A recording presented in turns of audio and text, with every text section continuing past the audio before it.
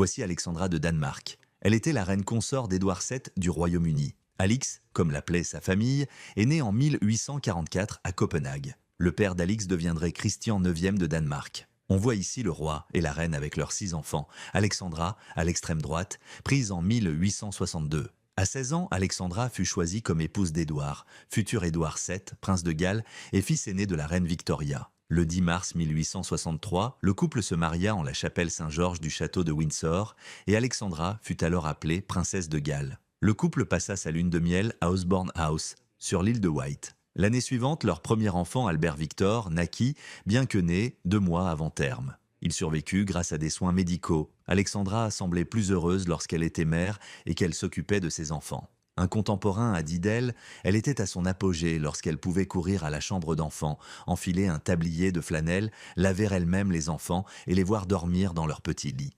Alexandra eut ensuite 6 enfants, dont 5 atteignirent l'âge adulte. Alexandra était considérée comme digne, belle et charmante, comme en témoignent ses nombreux portraits. C'était une personne très sociable qui pratiquait diverses activités comme la danse, le patinage sur glace et l'équitation.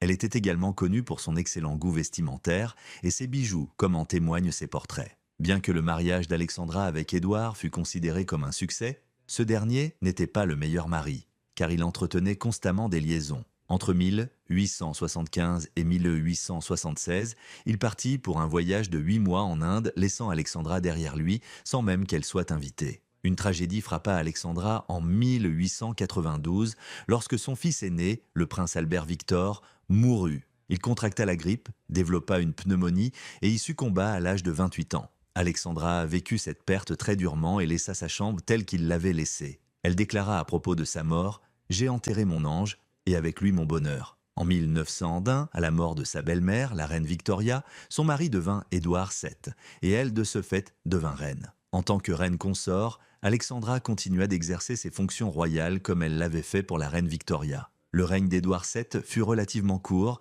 ne durant que 9 ans avant sa mort en 1910. Alexandra devint ainsi reine-mère et son fils George V du Royaume-Uni. La reine Alexandra survécut à la Première Guerre mondiale, mais la vieillesse la poussa à se retirer progressivement des fonctions publiques. Elle mourut à l'âge de 80 ans le 20 novembre 1925.